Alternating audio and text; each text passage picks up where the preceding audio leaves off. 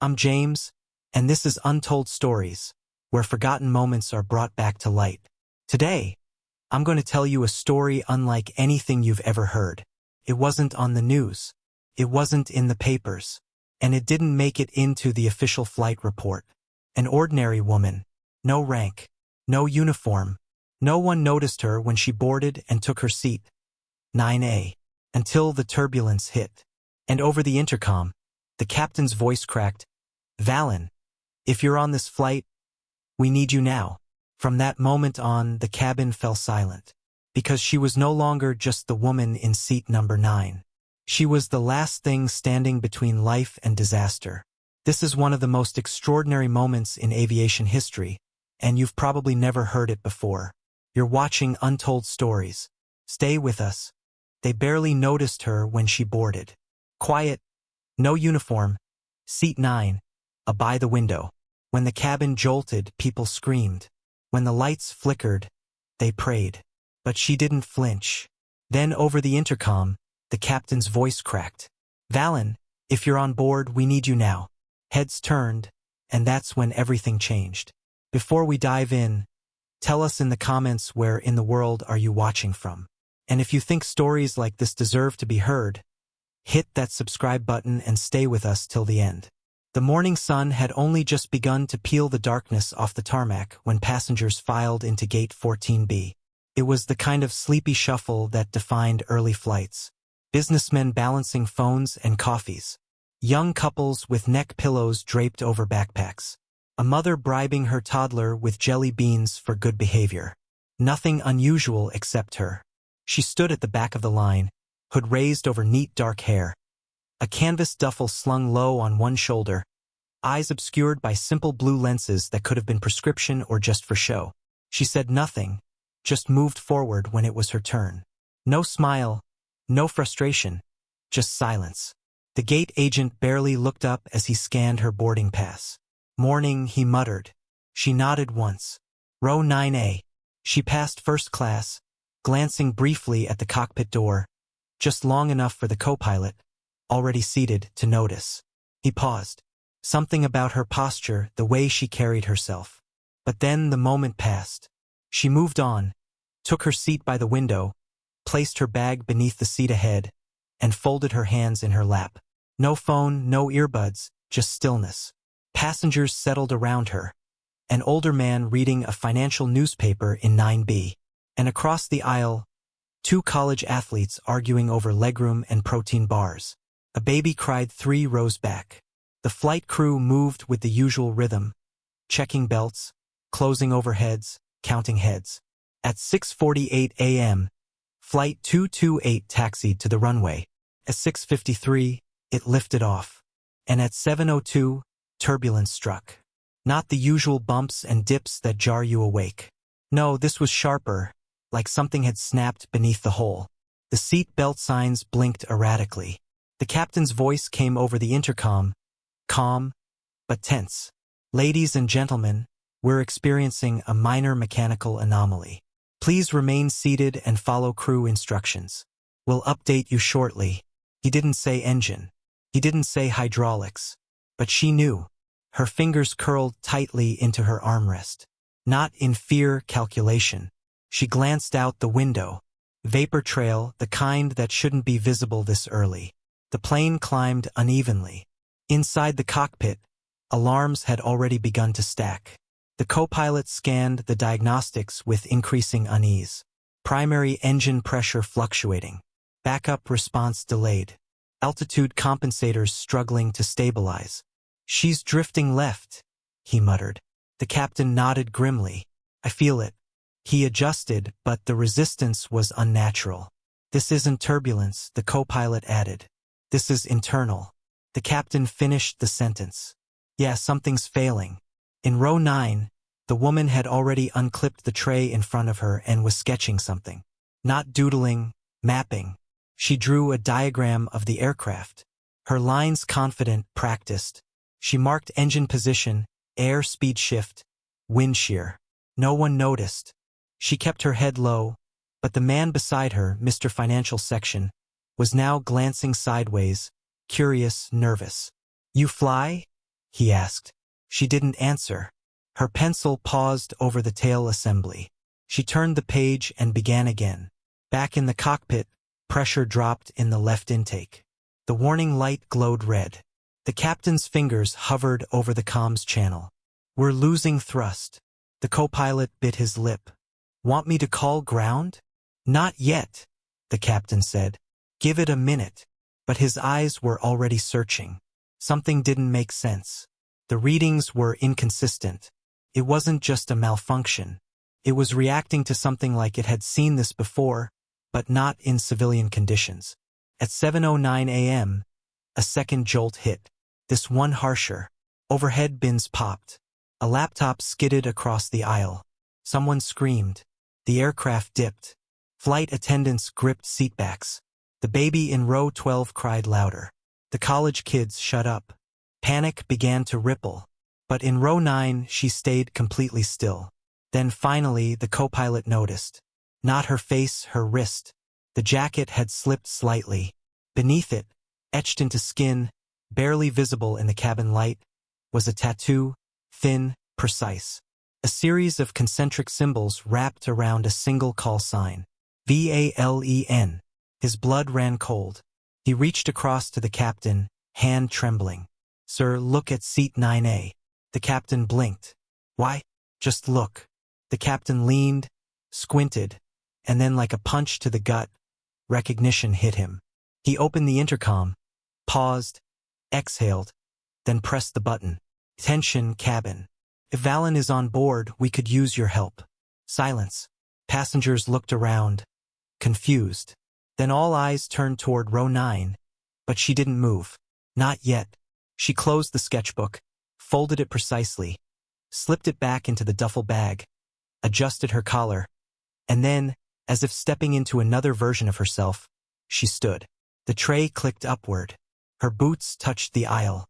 No panic, no questions, just momentum. The man in 9B stammered, "Wait, who are you?" But she didn't answer. She walked toward the cockpit, and not one person dared stop her. Not when she moved like that. Not when they saw the way the pilot's hand trembled as he reached to unlock the door. The moment the cockpit door opened, the atmosphere changed. Not just inside, but throughout the entire aircraft. It was subtle, like a pressure shift that didn't come from altitude or airflow. The two men in the flight deck, seasoned, decorated, cool under fire, both sat silent as she stepped in, eyes scanning, not out of curiosity, but confirmation. Her gaze swept the panels in under 4 seconds, absorbing every flicker of every instrument, then shifted to the captain without hesitation. She didn't ask. She didn't explain.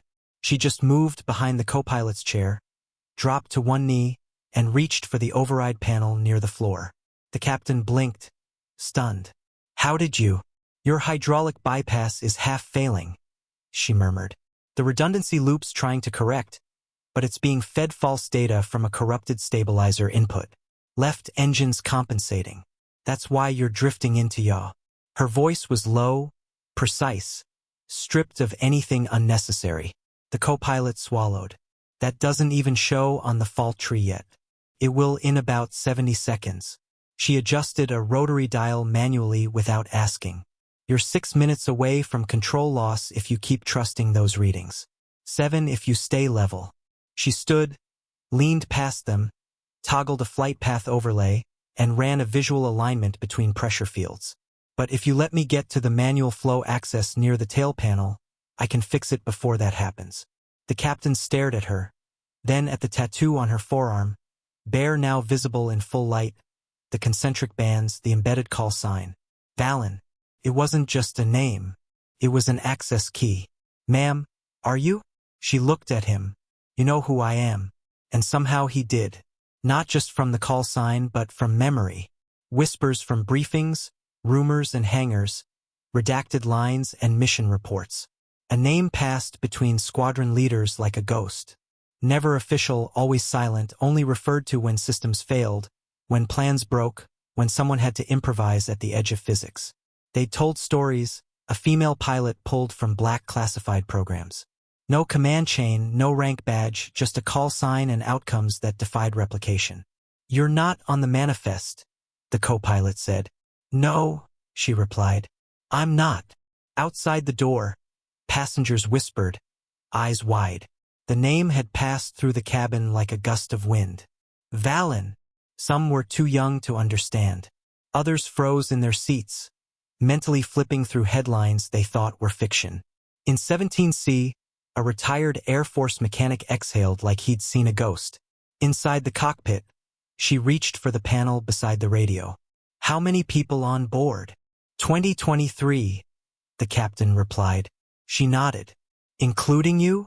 "Yes." She paused just long enough to make him uncomfortable. "Good. Then here's what you're going to do." The tone wasn't commanding, but it wasn't optional. She spoke like someone who'd already run this scenario 100 times before most people finish their morning coffee. Descend 2,000 feet to take pressure off the frame, but do not dip below cloud level. You'll lose atmospheric cushion. Set auxiliary to manual dampeners. Don't switch to auto. If you do, you'll trigger a second cascade failure. Keep your hands off the tertiary flaps. I know they look stable, but they're lying to you. The co-pilot glanced at the readouts. That checks. I don't even know how I read the plane. She reached up and flicked a tiny switch hidden beneath the bulkhead trim. It wasn't labeled. And I helped write this system's override logic 7 years ago before it was greenlit for commercial use. The captain's face went pale. "You were Lockhart's ghost engineer." She didn't answer. She didn't need to. Lockhart had been the Pentagon's most enigmatic system strategist. Rumors always claimed he had someone off book.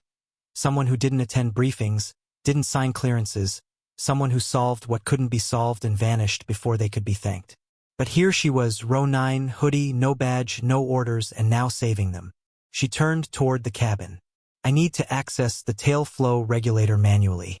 If I go under, I'll be below sensor coverage. No one can help if something goes wrong." The captain didn't hesitate. "Do what you need. Get me a harness, flashlight, and tool case. Lock the path. No one follows." The co-pilot stood, hands slightly shaking. "We're putting a civilian in the guts of a failing aircraft." "She's not a civilian," the captain said quietly. She turned back to him. "Seal this door in 5 minutes, no matter what." Then she left. She walked down the aisle like a diver heading into black water. Passengers parted before her, not because she said anything. She didn't, but because of how she moved, like every inch of the plane was mapped in her mind, like she knew the materials in the bulkhead by sound. In her wake, silence. The toddler who had been crying had stopped. The man in 9B stared open-mouthed. The college athletes in row 10 didn't even blink. She paused only once at the rear galley to collect a toolkit and clip a safety harness to her belt. A flight attendant stood frozen beside the door to the access panel. "That's not rated for passengers." "I'm not a passenger." The panel opened with a pop. Cold air spilled out, tinged with jet oil and the smell of heated alloys. She ducked inside. Then the panel shut. She crawled through darkness with only the red blink of systems lights for reference. Her hands moved fast, finding stabilizer cables, checking pressure feedback hoses, tracing the power sync coil for overload signs. Her breath came steady. She counted under her breath. 1742. No slip. Her left hand found a scorched junction port. The coil casing was partially melted. "There you are." She reached into the kit, pulled out a hand-sized reroute node, and began rigging a bypass with nothing more than a torque key and 2 magnetic clamps. Above her, the aircraft groaned. "Pressure change. Engine shift." She muttered, "Too early. Don't drop speed now." From the cockpit, the captain's voice buzzed through the comm. "Valen, engine pressure dropping again. Altitude red is inconsistent because you're trusting the secondary. Cut it. We'll lose velocity. Trust me." Pause, then silence, then cutting. The plane jolted slightly. Passengers screamed. But inside the crawl space, the airflow changed, stabilized. She bolted the final clamp, triggered the reroute node, and forced the magnetic lock. The lights in the compartment pulsed green, and then went still. She exhaled and whispered, 30 seconds to equalize. The intercom crackled again. "We've got blue across the board," the co-pilot breathed.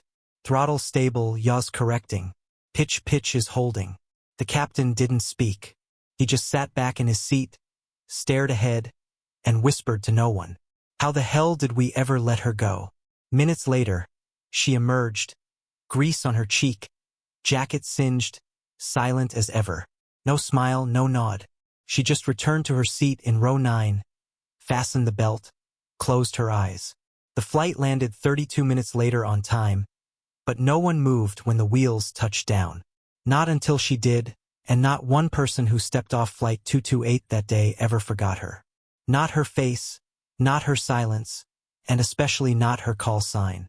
The terminal doors slid open with a hydraulic hiss, and a sudden wash of air-conditioned calm hit the passengers of Flight 228. Some exited quickly, dragging wheeled bags behind them, heads down, phones up, minds trying to snap back into the mundane. But most turned once, glancing behind toward Gate 16, toward the woman who didn't walk with the crowd. She lingered just outside the jet bridge, unslinging a weathered backpack from her shoulder and sliding it back into place. No airport staff approached. No agents asked questions. It was as if the entire system somehow instinctively knew to leave her alone. But someone was watching. 2 TSA agents near a side door exchanged a look. One tapped his earpiece. The other opened a phone, typed something, then nodded once. Across the concourse, near an unmarked corridor leading behind security, a tall man in a charcoal gray suit stood motionless, eyes fixed on the woman from row 9. No badge, no insignia. But the way he stood, straight, relaxed, yet immovable, spoke of someone who'd been military longer than he'd been anything else. The woman didn't flinch. She clocked him immediately. Just the tilt of her head told the story. She wasn't surprised. She expected this, as if this dance had been choreographed before the plane ever touched down. She didn't approach. She just waited. He made the first move. "Ma'am," he said quietly, hands folded in front of him. She gave a tight nod. He lowered his voice. "There's a car waiting. Not here." She blinked once. "Classified containment. Situation review. You already pulled the black box." He hesitated. "We didn't have to." She raised an eyebrow. He added. The pilot pushed the distress beacon mid-flight. Audio logs caught everything. "You're on record." She didn't answer. He tried again. "I've been asked to escort you." "I don't need an escort." "I know, but we're doing this by protocol." "Your name was flagged within 5 minutes of the distress signal. Someone above my pay grade sent the alert." A pause. Then she said, "Who?" He hesitated. "Admiral Reinhardt." That made her stop. Not visibly, but something in her shoulders changed. Reinhardt. That wasn't a name dropped lightly. Last known post, Joint Special Command, Aerospace, Black R&D, disappeared official records 5 years ago. Her voice came quieter. "Where is he?" The man in the suit didn't answer right away. "He's waiting." She closed her eyes for a second, adjusted the strap of her backpack, and walked past him. "Let's go."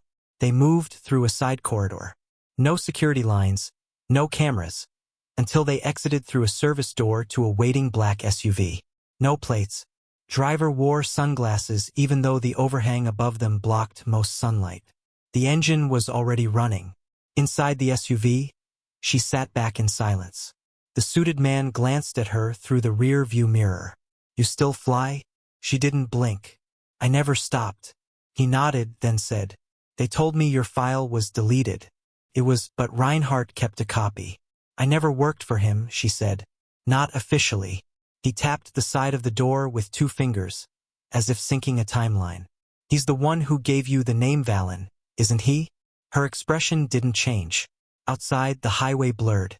They turned off before reaching any recognizable government installation. Instead, the SUV curved up a hillside flanked by private fencing and old concrete barriers half buried in brush. Not an official base, but not public land either. The gates opened automatically. They passed a helipad, then 2 hangars, and then a bunker. The SUV stopped there. The door opened.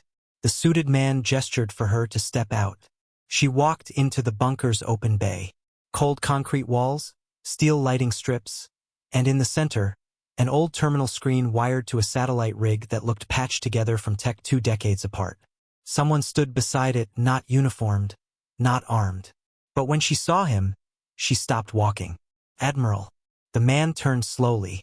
Older now, gray at the temples, lines deeper around the eyes, but unmistakably Reinhardt. His voice was rougher than she remembered.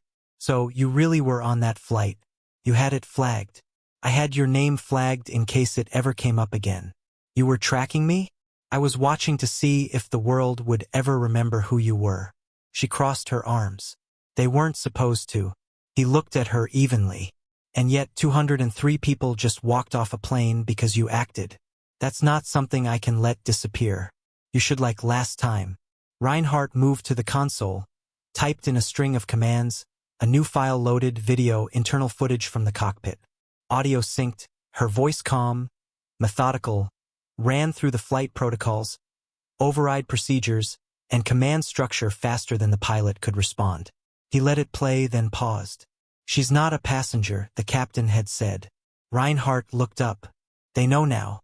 We don't get to undo that." She stepped forward. "I didn't ask to come back. I didn't bring you back." "Then what is this?" The admiral turned the monitor toward her. Another clip. Not the flight. Surveillance footage from just an hour earlier. 2 men entering a classified hangar in Nevada. One carried a duffel bag. The other had a file marked Valen, eyes only. She recognized neither of them. "What am I looking at?" Reinhardt spoke carefully. "Someone's trying to reactivate the program without you." Silence. "Who?" "We don't know yet, but you showing up mid-crisis changed timelines. They thought you were gone. This confirmed you're not. That's a problem for them." She turned away.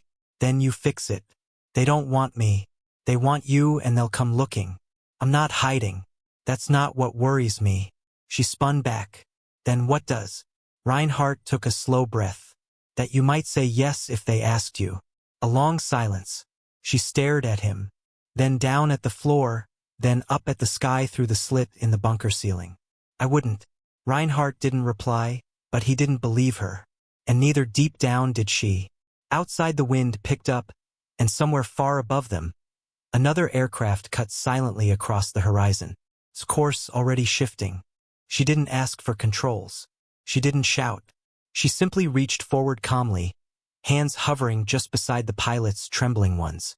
The captain blinked, looked at her, then at the control panel, then slowly let go.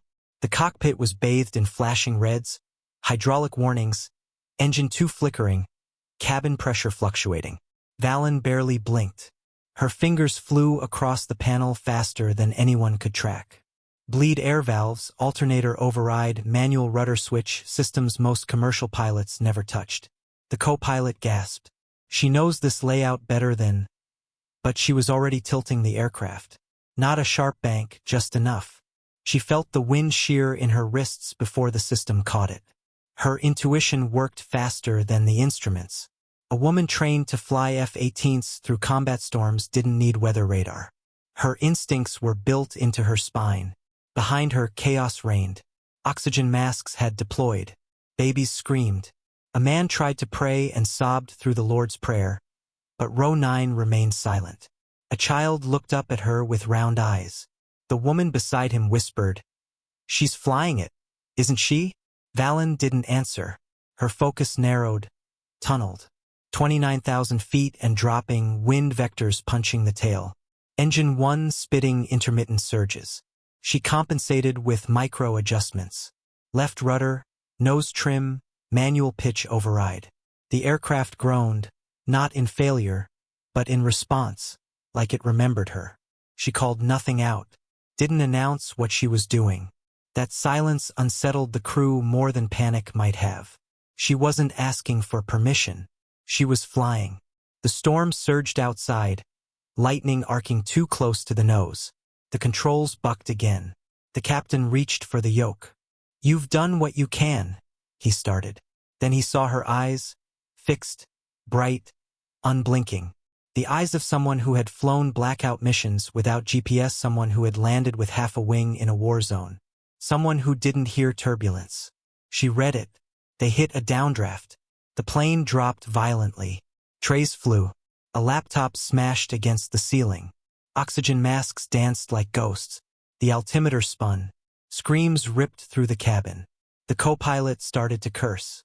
And then level. Just like that. They were stable. Not smooth, not perfect, but flying. Controlled. The pressure stabilized. Altitude returned to 28,500. The radar cleared enough to show a window in the system. Small, just a 2-minute corridor of calm.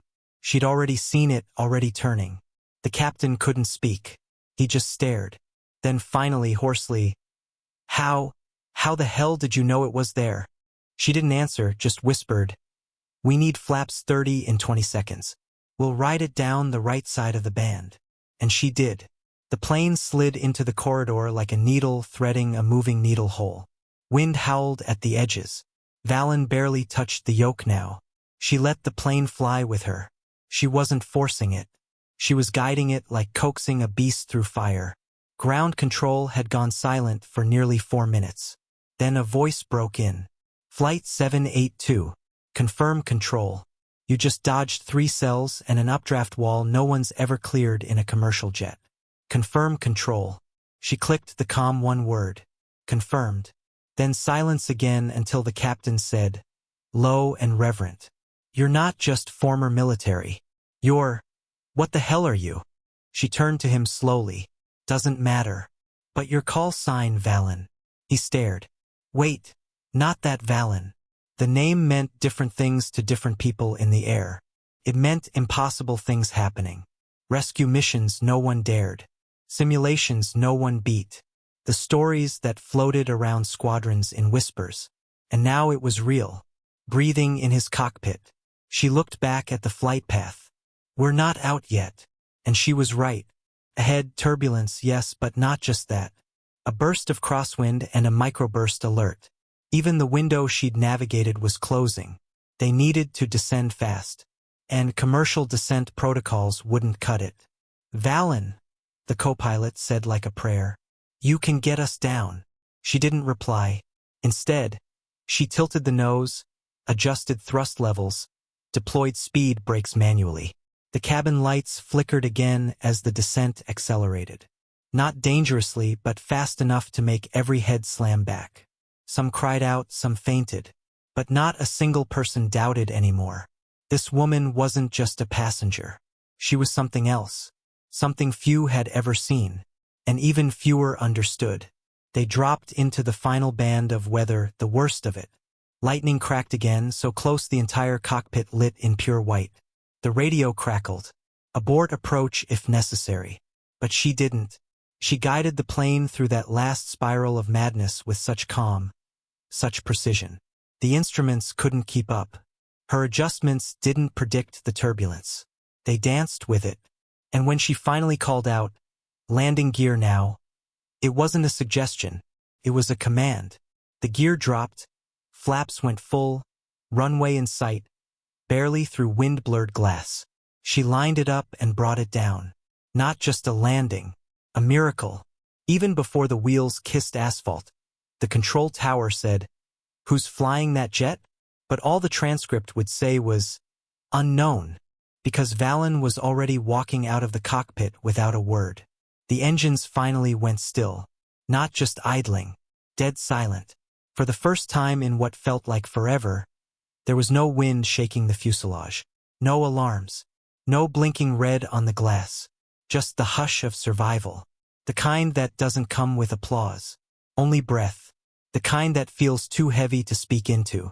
Row by row, passengers remained seated. Not because the fasten seatbelt sign was still on, but because no one wanted to be the first to move. Eyes darted to the cockpit, to the aisle, to row 9, where she'd left her seatbelt folded, not buckled. No bag, no jacket, just that imprint of presence. She didn't wait for thanks. As the captain gave the standard emergency landing statement, voice trembling, unable to hide it, she was already walking past the jump seat, past stunned attendants, past the jet bridge crew, scrambling toward the door. Her boots made no sound against the floor. She paused only once near the door to look back at the co-pilot. He didn't speak. He just nodded. and she was gone. No interview with the tower, no log entry in the cockpit, no full name submitted to the airline, just the call sign reluctantly scribbled in pen at the bottom of the report. Valen. When they asked for her license, they found no commercial one, no medical certificate, just a military designation, long since expired, classified, sealed. She disappeared before ground crews could finish aligning the stairs. And the story, it should have ended there. A mystery, a miracle, a ghost in the cockpit. But it didn't.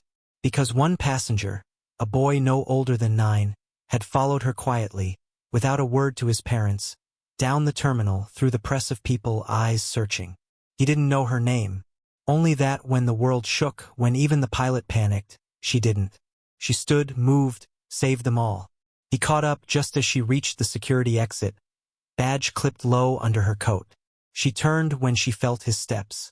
He asked softly, "Are you an angel?" She crouched just enough to meet his eyes. "No," she said, "but I used to fly with them." And before he could speak again, she pressed something into his hand. A coin, black metal, worn on the edges, the kind used by squadrons that didn't officially exist. One word etched in the center. Vector. Below it 3 letters. Sviar. Then she vanished. Not in smoke, not in secrecy. Just gone. Back into a world where call signs mattered more than names. And legends walked in silence. For the next 3 weeks, the airline refused to comment. The crew filed mandatory reports. Investigators pulled black box data, confused by sequences of manual overrides too perfect to be civilian.